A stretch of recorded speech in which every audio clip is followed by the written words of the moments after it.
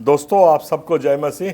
Governor ने आखिरकार इसके बिल के ऊपर अपने हस्ताक्षर कर दिए हैं और कोई अनहोनी नहीं थी हमारे लिए। छत्तीसगढ़ क्रिश्चियन फोरम ने इसकी पूरी तैयारी कर रखी थी और क्या करवट हम लेंगे, अगर दस्तखत करते हैं तो हमें क्या करना है, हस्ताक्षर नहीं करते हैं तो हमें क्या करना है, और उसकी पूरी तैयारी हम लोगों की हुई है। आपको थोड़ा सा भी पैनिक होने का, घबराहट होने की, अफरा तफरी मचाने की कोई ज़रूरत नहीं है। अपनी शांति बनाए के रखिए। हिंदुस्तान में आज भी संविधान जिंदा है, तो थोड़ी भी चिंता आप मत करिए।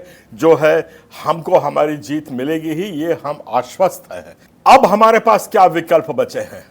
जो विकल्प बचे हैं उसमें आपका क्या दायित्व है, जो कलीसिया है, आम जनता है, उनका क्या दायित्व है, ये मैं आपको बता रहा हूं। और यहाँ के जो वकील हैं या बुद्धिजीवी लोग हैं और ये वर्ग है, उनका क्या काम है। अभी आपके पास दो विकल्प बचते हैं। एक विकल्प है कि हम कानूनी के रास्ते पे जा करके इसको चैलेंज करें।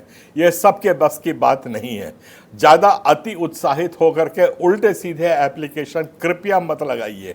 इसके लिए हमारे पास बहुत बड़ी टीम है। मिलिए, आइए, साथ बैठिए। आप अपना नाम चाहते हैं, हम जरूर आपके नाम को भी उसमें समायोजित करेंगे। हमें नाम से कोई लेना देना नहीं है।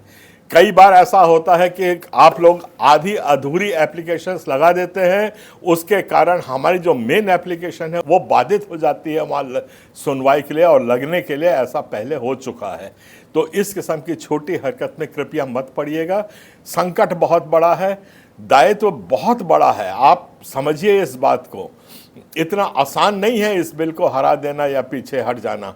बहुत सोच समझ करके इसमें हमें काम करना है। जो कोई भी व्यक्ति इसमें काम करना चाहता है, जो चाहता है कि नहीं मेरी संस्था के नाम से हो तो आपके ही संस्था के नाम से होगा, उसके आप बिल्कुल आश्वस्त रहिए। पर सोच विचार करके जो हमारी टीम है, आपकी टीम है, हम बैठ करके उसको डिस्कशन करें और 2-4 दिन में उसको लगाएं। कोई भी कानून रिपील होता है, रिपील का मतलब है कानून बन गया और उस कानून को हटा दिया गया है। वो कानून को हटाने के दो तरीके होते हैं। एक तरीका जो मैंने अभी आपको बताया कि कानूनी तौर पे सुप्रीम कोर्ट उसको रिपील कर सकती है, और दूसरा रिपील का तरीका होता है अगर जन आक्रोश बढ़ता दिखता है तो सरकार उसको खुद वापस ले लेती है। और ये कोई अनहोनी बात नहीं है। अभी आज 20 दिन पहले FCRA के ऊपर ऐसे लोकसभा में लाए थे, उसको कानून बनाने के लिए तैयारी थी। वो कानून जैसे यहां छत्तीसगढ़ में बना वहां भी बन जाता, उनके लिए 5 मिनट का काम था। पर जब उसका प्रतिरोध देखा कि इतने ज्यादा लोग भड़क रहे हैं, तो उन लोगों ने अपने तरीके से काम किया और उसको काम करने से सरकार को मजबूर हो करके उस एक्ट को हमने पोस्टपोन किया है उनने, कि FCRA का जो विधेयक है उसको लोकसभा में नहीं लेके आए वो लोग। ठीक है, केरल का चुनाव है, उनका भी डर लगा होगा। तो आखिरकार कहीं ना कहीं भय तो पनपता है। आपके पास कहीं ना कहीं तो शक्ति है जो ऐसे एक तरफा काम को चुनौती दे सकती है। आपको उस शक्ति का प्रयोजन करना है, और वो शक्ति है गणतंत्र में जन बल सबसे महत्वपूर्ण और सबसे शक्तिशाली होता है। आपको धन्यवाद देता हूं कि पिछले 15 दिनों में लगातार आपके जन बल का प्रदर्शन होता रहा है। छोटे संगठन, बड़े संगठन, जिलावार संगठन, राष्ट्रीय संगठन, यहाँ तक कि छत्तीसगढ़ राज्य के स्तर पर भी संगठनों ने इससे प्रदर्शन किया है और इससे अवश्य हमारी गिनती हुई है। आज कुनकुरी में भी जब लाखों लोग वहाँ पे निकले हैं तो कहीं ना कहीं इसका संज्ञान तो लिया गया होगा, ऐसा मैं मानता हूँ। तो आज आपको अपनी शक्ति संयोजित करके आपको आगे बढ़ना है। आगे बढ़ के आपको हर वक्त अपनी ताकत दिखाते रहना है। इसलिए मैं फिर से आग्रह कर रहा हूं, 18 तारीख को सामर्थ्य सत्याग्रह करके एक प्रदर्शन कर रहे हैं हम लोग।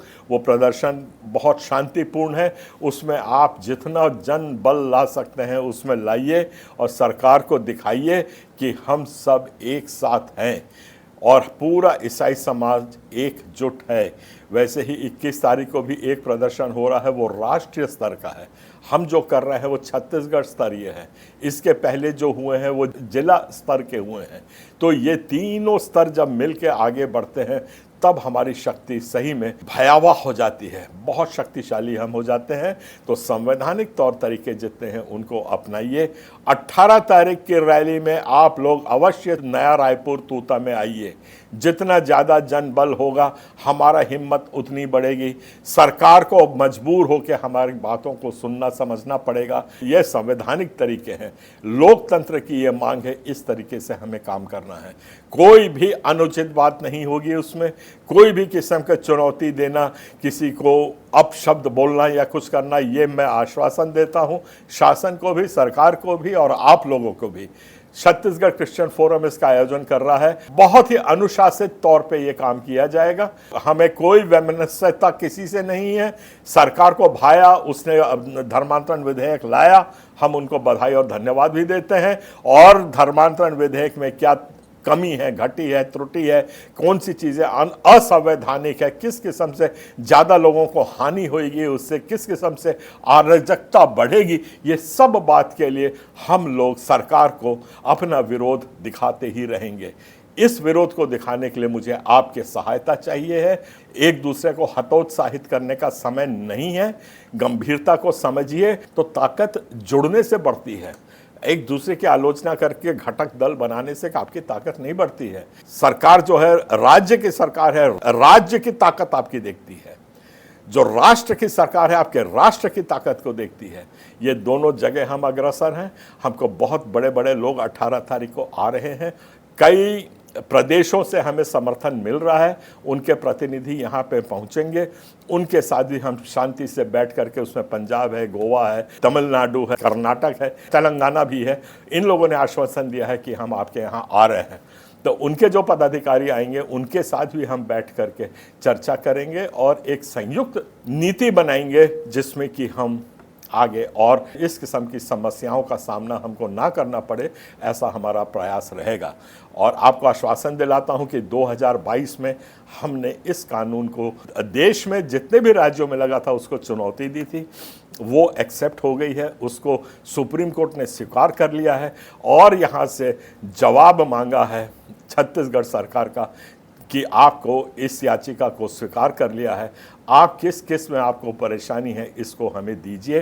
पर छत्तीसगढ़ सरकार ने आज तक 6 महीने हो रहे हैं उसका जवाब नहीं दिया है और यहाँ पे धर्मांतरण कानून लेके आ गए हैं। तो ये सब कानूनी पहलू हैं, उसको बराबर से उनको सोच विचार करके उनका प्रतिरोध किया जाएगा, कोर्ट जाया जाएगा। आप अपना काम करिए, अपने जन बल को इकट्ठा करिए, संगठित होइए, एक दूसरे के पीछे मत दौड़िए। ये बात याद रखिएगा, बाप जो है ना, बाप ही काम आता है, पड़ोसी कभी काम नहीं आ सकता है। जब घर में आग लगती है, अपने बच्चे जलते हैं, तो पिता है जो घर का, वो ही अपनी जान को दांव पे लगा करके अपने बच्चों को बचाता है। पड़ोसी आपके जान दांव पे लगा के आपको बचाने नहीं आएगा। मेरी इन बातों को सोचिए, बहुत गंभीर बात कही है, संगठित हो जाइए। यही मैं गुहार लगाता आया हूँ और आज भी यही गुहार लगा रहा हूँ कि संगठित होइए, छोटे मोटे मतभेद को छोड़िए, एक दूसरे से प्रेम करिए, जैसा प्रेम हमारे प्रभु यीशु मसीह ने किया था। हम भी आइए सब एक साथ मिलके एक दूसरे को प्रेम करके इसको आगे बढ़ते हैं। आप सबको जय मसीह, जय जोहार, जय छत्तीसगढ़।